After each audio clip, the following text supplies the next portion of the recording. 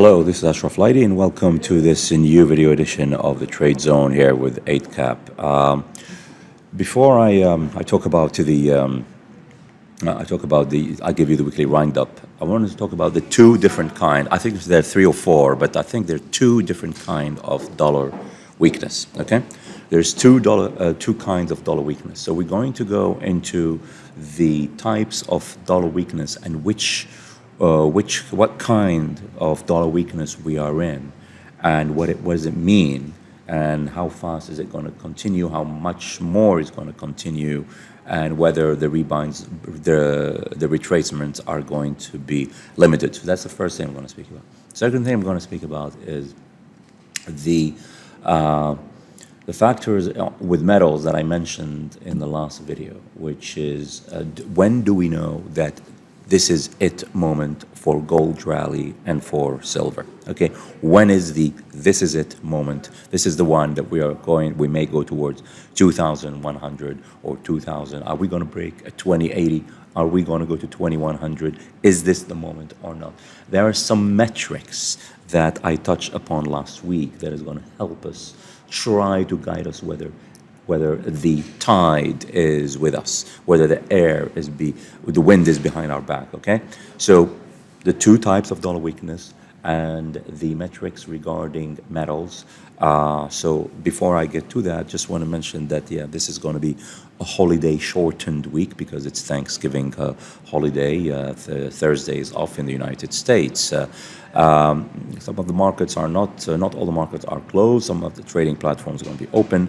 But Friday, usually the markets open in the US, they close early, but there is usually a combination of thin trading activity with open markets could lead to some volatility. So let's get right to it. So when you talk about a dollar weakness, and I'm not talking about from an economic really point of view, but from sort of a market point of view. So when people look at the DXY, okay, the DXY, as you all know, in this weekly chart, almost 2/3 or above, more than a fifth, more than half of it is tied to the euro dollar. That means that when there is a clear decline in the DXY, 57% of which is weighted with the euro. That means that there is a strong euro going on, but we don't really know because the yen and the sterling component is around 9 or to 11%. So we're not sure really to what extent the decline in the DXY basket is as a result of yen strength or sterling strength. So, but as you know that if you look at this clearly declining chart in DXY, where we've fallen below the green, which is the 100-day moving average, and now we're breaking below the yellow, which is the 200-day moving average, this is a big deal, and we could very well go to, below, let's say just below 103 and go towards 102. Okay, and it's very important to focus on this because how many people said that that's it, the dollar is ready to break above 108 when we're here? So let's look at and what really helped this decline is obviously this chart that we used to.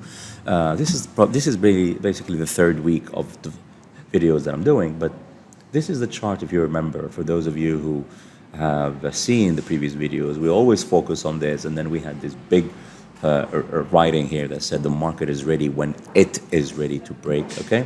And we were just saying that it was a matter of time before the inverted head and shoulder breaks higher, okay?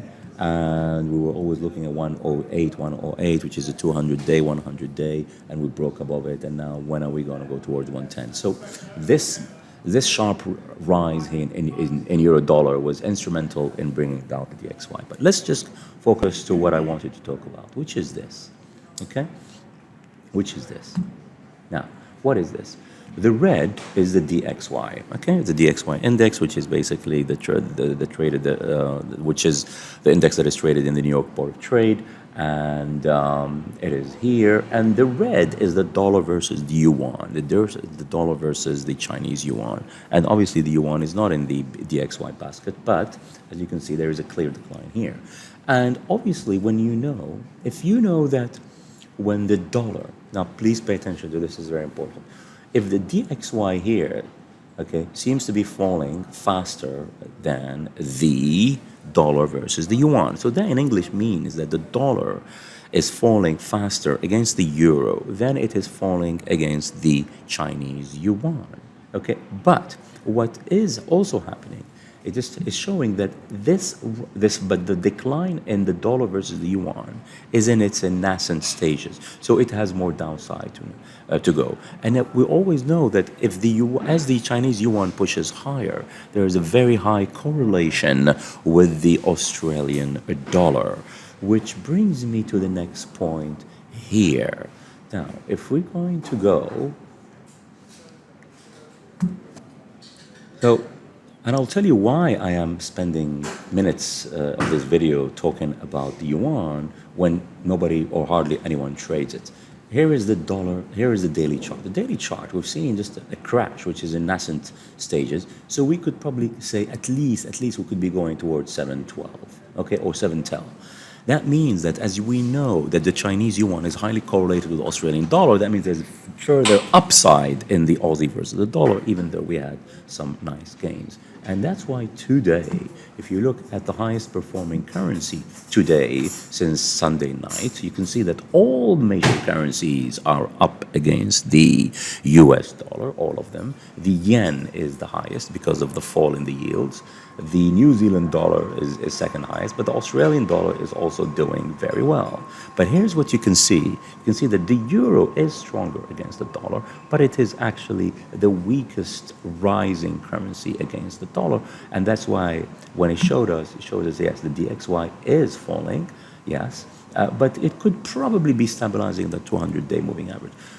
Only if we break below 10, only if we break below the 200-day, which is 103.20, and we close below 103.10, then we could easily say we're going towards 102 or 101, and in which case we can say the euro-dollar is definitely heading towards 110.80 and even 111. But if you look at this chart, and you say, ooh, I like this Aussie dollar chart. So before I go to the daily, I'll look in the top-down approach, and I'm looking at the weekly.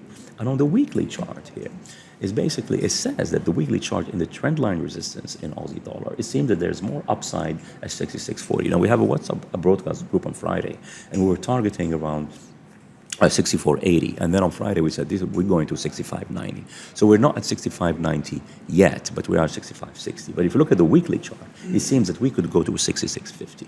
Okay, so it seems that for those of you who are, I would say, between day and swing traders, 66.40 or 66.40 seems to make sense here for an upside target for the rest of this week or probably next week. But if we go to the daily chart, it shows that 65.90 is really the big resistance here. Okay, so again, I put these things together, which is basically comparing the dollar upside, the dollar downside versus yuan, the dollar downside versus the other currencies, and it seems as if there's more downside in the dollar versus the yuan. And how do you trade it? You trade it with the Aussie dollar. And if you look at the daily chart in the Aussie dollar, you will see that we have broken above the 100-day, and each time a pair or a market is rallying, and but it has yet not. It is in a nice upward momentum, and it has not yet broken above the 200, and it is on its way to close to 200. So you can safely say that the 200-day moving average is the next target, and that's why 65.90. So that not correlates, but it's a confluence, and it's an important thing. When the 200-day moving average target of 65.90 days, so it's a daily chart, corresponds to a level that makes sense, which is also 65.90 in the weekly chart, as we have seen, and we can see the 65.90 200-day. Okay, if we break above that, then it's going to lay the path to 66.50. Okay, so this is what's important. Now let's just so dollar yen has also been falling quite drastically, and 10-year yields have also fallen. We were talking to the group, and we were saying that 10-year yields, they've broken below 4.6, 4.5. If you remember, we were looking at a cycle analysis, and we said that last week was the key week for the yields to It was a cycle, do you remember, around 89 to 110 day, depending if you use the holidays or not, 110 cycle in the 10-year yield peak, and then last week was the peak in which we peaked, the week in which we peaked before we came back down, and that really gave us confidence to sell dollar yen and go long gold. And but let's just go here. But just want to clarify against this message on the daily chart in dollar yuan, as it falls, this is the other kind of dollar weakness, and this is going to trigger further upside in the downside in the dollar versus things such as the Australian dollar, thanks to what's happening in the yuan. Now let's just talk about what I just mentioned regarding metals. And when I said, is this is it moment for gold? Is gold really going to break above 2,000 or not? I think there's a very, very high confidence that gold is going to break above 2,000 this or 99 at least this week. So if you look at the platinum here, so this is platinum. It seems to be a nice upside. This is gold, but this is the one that I'm really looking for here. I am looking for the XME, which is an ETF for gold and copper and silver miners, to break above the key trend line resistance, okay? And this has been nicely correlated with breakouts in metals, in gold, and we've seen, look at these key levels here.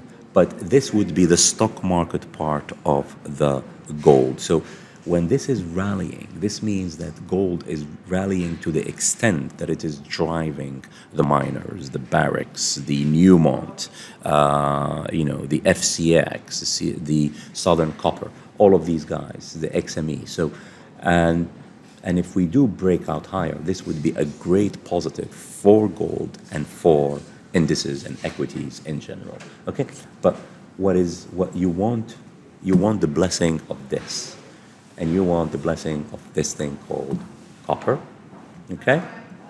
All right? So you really want copper here to be,